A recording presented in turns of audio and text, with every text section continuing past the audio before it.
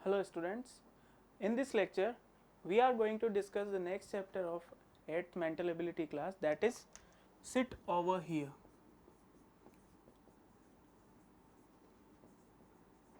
This chapter is also known as sitting arrangement.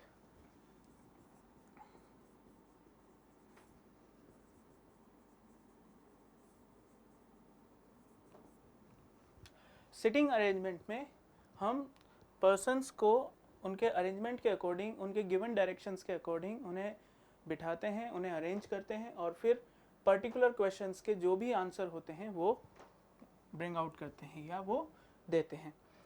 Sitting arrangement दो तरह का होता है. The first one is linear sitting and the second one is circular sitting. So first of all हम बात करते हैं लीनियर सिटिंग की. In linear sitting, when the persons are facing to north and they are sitting in a row, linear means in a row, so the persons are sitting in a row and facing to north side, then the right is right and the left is left. Means हमारा right right होगा and हमारा left left होगा when we are facing north. अगर persons sitting in a row facing to the south, अगर person south को face कर रहे हैं तो लेफ्ट और राइट चेंज हो जाएंगे. जो लेफ्ट था वो राइट बन जाएगा and the right becomes left. In this condition कुछ और सिचुएशन आती है कि अगर हम नॉर्थ को मूव करके ईस्ट डायरेक्शन को फेस कर दें, if we are facing east, तो जो साउथ हैंड होगा वो बन जाएगा राइट और जो नॉर्थ हैंड होगा वो बन जाएगा लेफ्ट. हमने क्या किया, नॉर्थ सिचुएशन को ईस्ट में मूव कर दिया, यानी कि 90 डिग्री क्लॉकवाइज मूव किया तो वो ईस्ट को फेस किया और उस कंडीशन में साउथ हैंड तो राइट हैंड बन गया और नॉर्थ एंड जो था वो लेफ्ट साइड बन गया. सेम अगर हम इसको वेस्ट साइड में फेस करें, अगर वेस्ट में फेस करते हैं तो जो साउथ हैंड है वो लेफ्ट बन जाएगा और जो नॉर्थ हैंड है वो राइट बन जाएगा. So in this sitting we have to sure about these left and rights, कि इस सिचुएशन में हम किस डायरेक्शन को फेस करने वाले हैं और जिस भी डायरेक्शन को हम फेस करने वाले हैं उस डायरेक्शन के अकॉर्डिंग राइट किस तरफ होगा और लेफ्ट किस तरफ होगा. Again, if we are facing north, then our right is right, our left is left. If we are facing south, then our left is right and our right is left. Okay, they will be interchanged. If we are facing east, then south hand is become right and north hand will become left. If we are facing west, south hand become left and north hand will become right. Okay, so now moving to some questions. Questions के according हम इनको समझते हैं.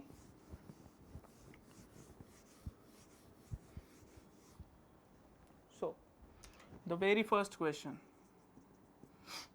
5 friends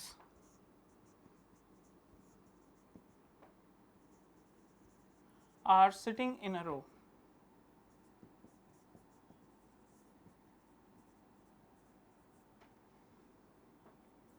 Facing north. 5 friends एक रो में बैठे हुए हैं और नॉर्थ को फेस कर रहे हैं. The conditions are A is next to B. Okay, next C is next to D. E is sitting on extreme left.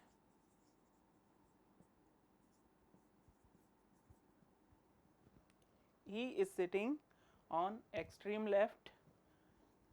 The next line is C is second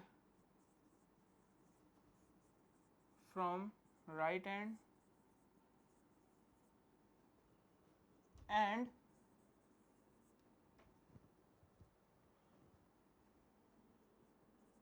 is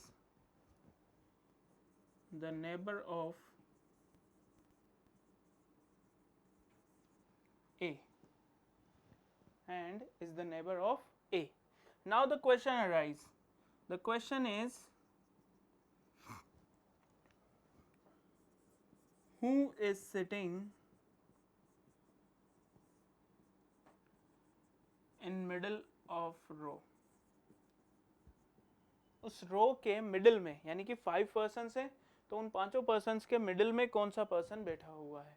okay, who is sitting in the middle of row? Our options are A, C, B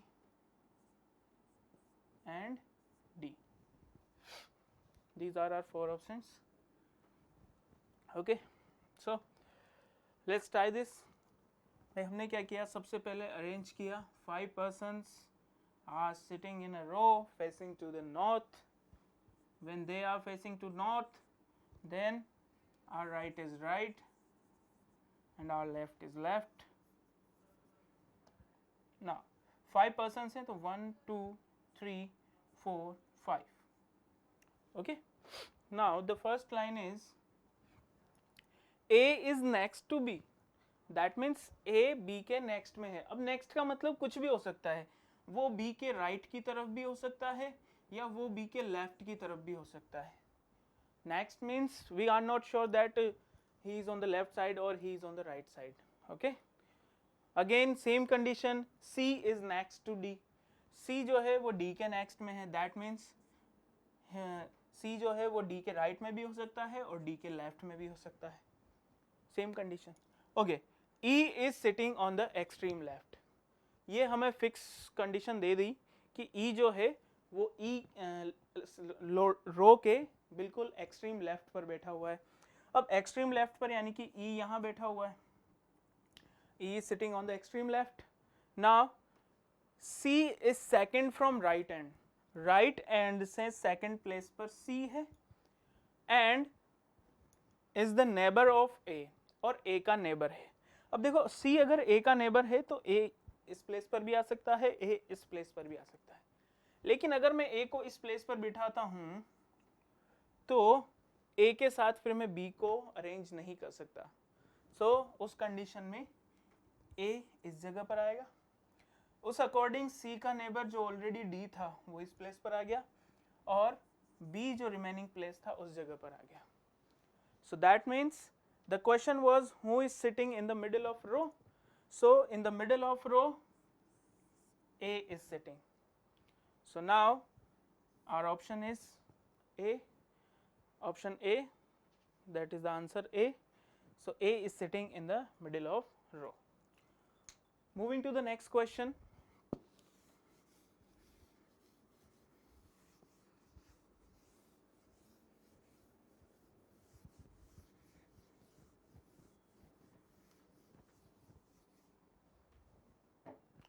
इस तरह के questions में कभी कभी एक ही direction से 2 3 4 और more than 4 questions भी पूछे जा सकते हैं.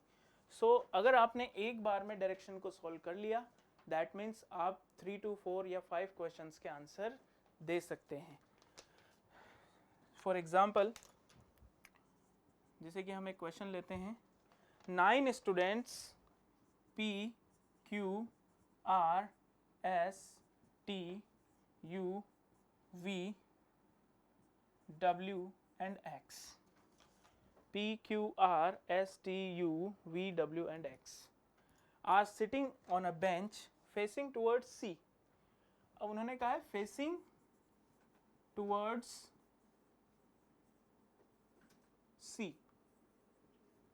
ओके, अब C को फेस कर रहा है, यानी कि हमें पता नहीं है कि C किस डायरेक्शन में या वो लोग किस डायरेक्शन में फेस करके बैठे हैं. तो जब भी इस तरह का कोई क्वेश्चन आता है जिसमें डायरेक्शन क्लियर ना हो, देन हमें हमेशा नॉर्थ को फेस करके उसे सॉल्व करना है. कि हम मान लेते हैं कि ये सारे पर्सन्स नॉर्थ को फेस करके बैठे हुए हैं. Now the first condition is R is next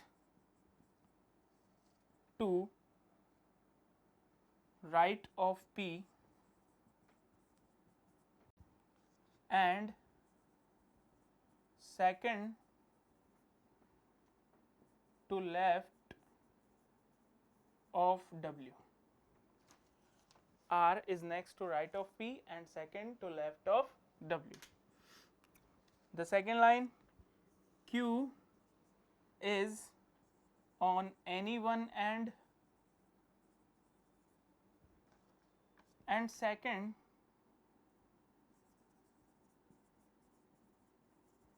to left of T. Q is on any one end and second to left of T. U is neighbor of Q and X and third to right of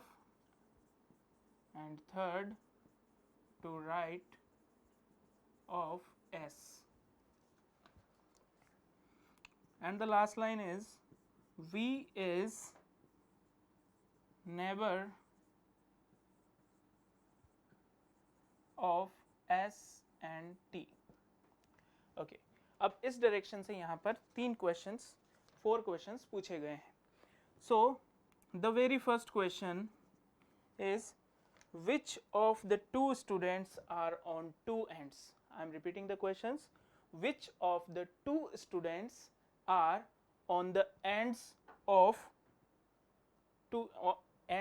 row या on the two ends? दोनों ends पर कौन कौन से दो students बैठे हुए हैं.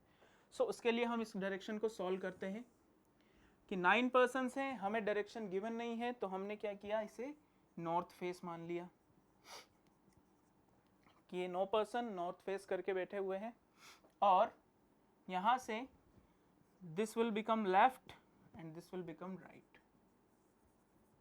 ओके, नाउ 9 पर्सन है तो हम 9 डॉट्स लगा देते हैं. 1 2 3 4 5 6 7 8 and 9. Now the first line says R is next to right of P.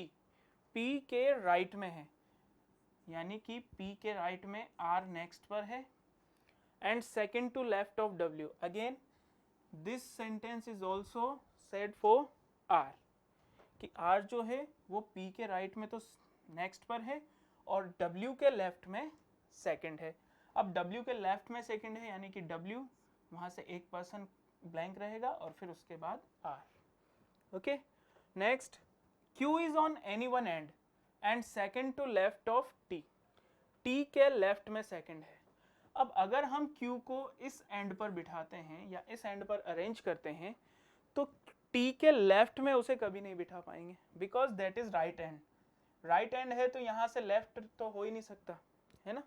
So that means Q जो है वो हमारा लेफ्ट एंड पर आएगा और T के लेफ्ट में सेकंड है, इसका मतलब T इस प्लेस पर आएगा तो उसके लेफ्ट में फर्स्ट और सेकंड प्लेस पर Q हो गया. Now U is neighbour of Q and X. U जो है वो Q और X का नेबर है. अब देखिए क्या Q और X का नेबर बना सकते हैं हम U को, सॉरी यहाँ पर एंड की जगह इज है. These are two different sentences. U is neighbor of Q and X is third to right of S. U जो है वो Q का नेबर है और X जो है वो राइट में है थर्ड प्लेस पर S के. तो Q का नेबर है यानी कि Q के पास में एक ही प्लेस खाली है तो वहां पर U आ गया. X is third to right of S. S के राइट में थर्ड प्लेस पर X है. क्या हम यहाँ पर X की पोजीशन फिक्स नहीं कर सकते? सो हम इस प्लेस को अभी छोड़ देते हैं कि X जो है वो S के राइट में 1 2 और थर्ड प्लेस पर है. V is neighbour of S and T. V जो है S और T का नेबर है.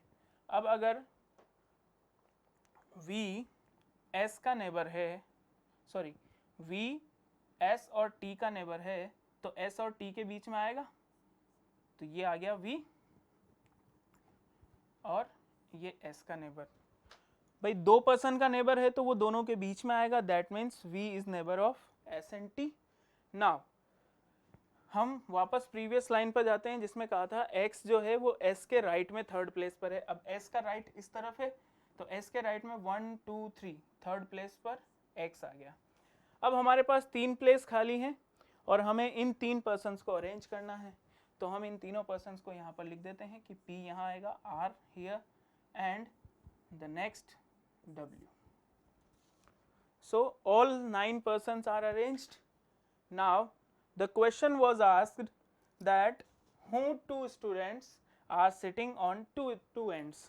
दोनों ends पर कौन कौन से स्टूडेंट्स बैठे हैं, तो आंसर क्या होगा हमारा Q and W.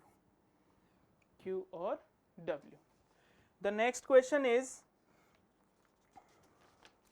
who is just in the middle. इस रो के मिडिल में कौन सा पर्सन है, तो सेकेंड क्वेश्चन का आंसर क्या होगा कि इस रो के मिडिल में 1 2 3 4, सो फिफ्थ प्लेस पर आने वाला पर्सन मिडिल में होगा, so that is S. Third question, who is in the middle of P and X. P और X के बीच में कौन है, सो P और X के बीच में R है, so that's why our answer is R. Now the last question is what is the position of V, what is the position of V to the respect of R. R के respect में V का position क्या होगा। अब R के respect में V का position अगर हम देखें, so V is third to left of R, so हमारा आंसर होगा V is third to left of R. So V जो है R के लेफ्ट में थर्ड प्लेस होगा। तो इसी तरह से एक ही डायरेक्शन से हम 3 4 या मोर देन 4 क्वेश्चंस के आंसर दे सकते हैं, बस हमें डायरेक्शन को क्लियरली अंडरस्टैंड करके सही तरीके से अरेंज करना है। Okay, doing one more question.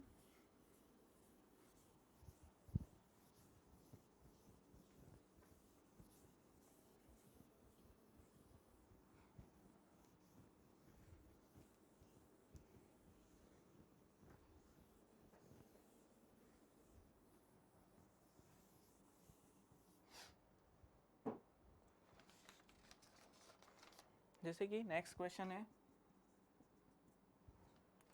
There are 5 friends हैं, they are standing in a row facing south. 5 friends standing in a row facing south. अब देखिए साउथ फेस कर रहे हैं तो हमें डायरेक्शन भी उसी अकॉर्डिंग अरेंज करना होगा. The first line is J is to the immediate right of A. J is to the immediate right of A. Next, second line, P is between B and S. P जो है वो B और S के बीच में है. And the third line, S is between J and P. S, J और P के बीच में है. The question is, first question, who is on the extreme left hand. Extreme left and पर कौन है, who is on the extreme left and. So first हम इनको arrange करते हैं. देखिए 5 पर्सन है तो 1 2 3 4 5. Now they are facing south. अब अगर वो साउथ फेस कर रहे हैं तो हमारे डायरेक्शंस चेंज हो जाएंगे. जो लेफ्ट था वो बन गया right and the left right becomes left. Now the question was J is to the immediate right of A. A के immediate right में है. अब अगर A के immediate right में है तो ए का राइट इस तरफ है, यानी कि जे इस कंडीशन में होगा। Next, P is between B and S। P is between B and S। P जो है वो B और S के बीच में है। And S is between J and P। J और P के बीच में S है। तो 4 पर्सन्स तो हमें इस तरह से चाहिए, और फिर उसके बाद P के बाद हमें B भी चाहिए। तो ये 5 पर्सन इस तरीके से अरेंज होंगे कि भाई हम देखें, सबसे पहले तो फर्स्ट ऑफ ऑल हमने A के राइट में J को अरेंज किया। P जो है वो S और B के बीच में था, and S was between J and P। तो J is here, so S is here and P is here, and P के राइट में B है। So these are 5 persons which are arranged। तो हम इनको यहाँ पर नोट कर लेते हैं, B, P, S, J, A। So this is our arrangement। हो गए। Now the question was who is at extreme left hand। So extreme left hand पर कौन होगा? A। So हमारा आंसर है A is on the extreme left hand। The next question is who is in the middle। Middle में कौन होगा? So in the middle of row, answer is S। Now the next question says to find the answer of any question which statement is superfluous। अब यहाँ पर एक नया question आया कि to find the answer of any question which statement is superfluous, मतलब इनमें से ऐसा कौन सा स्टेटमेंट है जो हमारे काम का नहीं है या जो इनको अरेंज करने के लिए रिक्वायर्ड नहीं है। तो हमने ये देखा कि इनको अरेंज करने के लिए इन सभी में से सारे के सारे सेंटेंस रिक्वायर्ड है, सारे के सारे जो भी स्टेटमेंट्स गिवन है वो सभी रिक्वायर्ड है। दैट मीन्स यहाँ पर कोई भी ऐसा स्टेटमेंट नहीं है जो सुपरफ्लोस हो। So none is superfluous. That is our answer। Okay।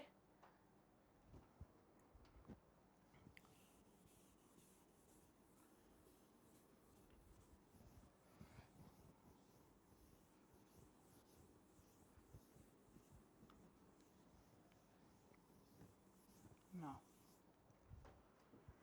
doing one more question, that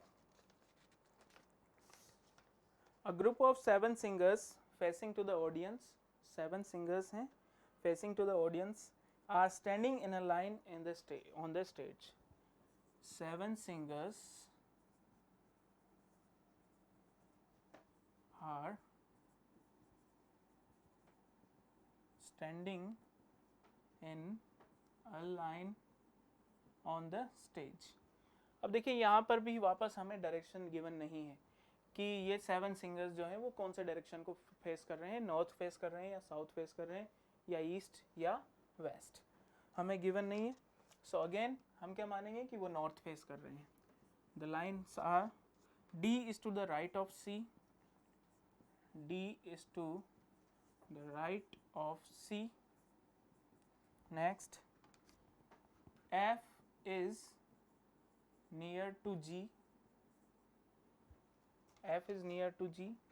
Next, B is to left of F, B is to left of F।